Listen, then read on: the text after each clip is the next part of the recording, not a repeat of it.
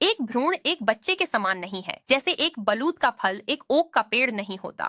यह एक क्लासिक उपमा है जिसका श्रेय जूडिथ जार्विस थॉम्पसन के paper A defence of abortion को जाता है। थॉम्पसन का वायलिन वादक विचार प्रयोग उनके पेपर का प्रसिद्ध है। उनका बलूत का फल ओक का पेड़ नहीं है वक्तव्य लोकप्रियता प्राप्त कर रहा है क्योंकि यह इतना हास्यास्पद रूप से स्पष्ट प्रतीत होता है।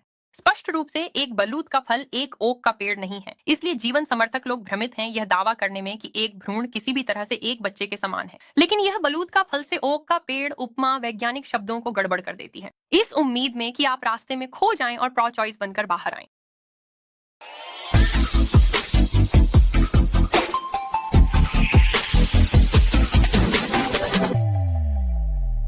हाँ, एक बलूत का फल एक ओक का पेड़ नहीं है, लेकिन एक बलूत का फल एक ओक है।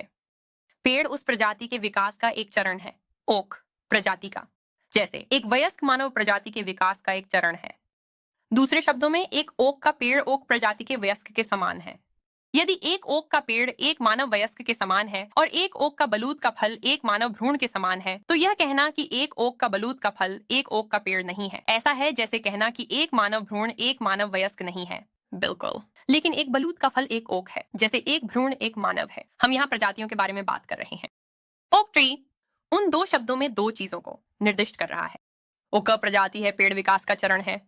हम आमतौर पर ओक बलूत का फल नहीं कहते, हम बस बलूत का फल कहते हैं। भले ही ओक बलूत का फल कहना तकनीकी रूप से अधिक सही होगा, और हमारी भाषा में यह थोड़ी सी अस्पष्टता इस हास्यास्पद उपमा में बहुत सारा काम कर रही है। एक बलूत का फल एक ओक है और एक भ्रूण एक मानव है।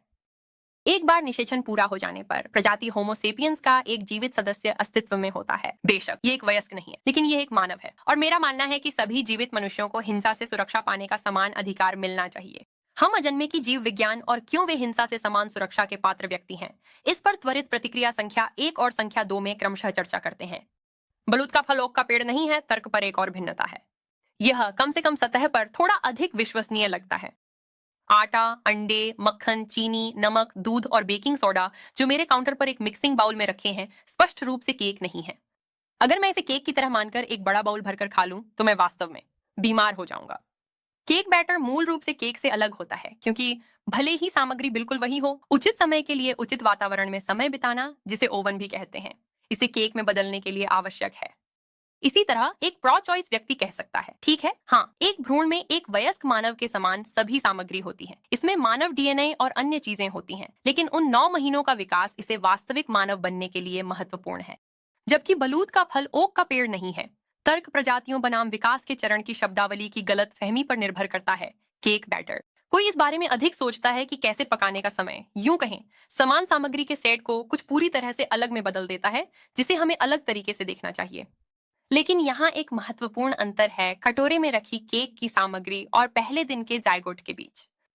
मानव जायगोट खुद को एक बड़े और अधिक जटिल मानव में विकसित करेगा, लेकिन केक की सामग्री खुद को नहीं मिला सकती और न ही खुद को ओवन में डाल सकती है और केक में बेक कर सकती है। यहाँ तक कि सबसे छोटा मानव भी अपने शुरुआती क्षणों से एक संगठित स्वनिर्देशित जीव है, न कि सामग्री का एक मिश्रण जो एक दिन मानव वयस्क बन सकता है। बलूत के फल की उपमा के 2 अलग अलग संस्करण लोगों की नैतिक कल्पना को अलग अलग तरीकों से गुमराह करते हैं, लेकिन दोनों का उद्देश्य लोगों को यह सच्चाई देखने से रोकना है कि एक मानव अपने जीवन भर अपनी पहचान के साथ संबंध में होता है। यानी निषेचन से लेकर मृत्यु तक मानव में होने वाले कोई भी परिवर्तन मूल रूप से यह नहीं बदलते कि वह व्यक्ति कौन या क्या है। मैंने कभी यह तर्क नहीं दिया है और न ही मैं यह तर्क देने जा रहा हूं कि भ्रूण बिल्कुल वही चीज है जो एक मानव शिशु है।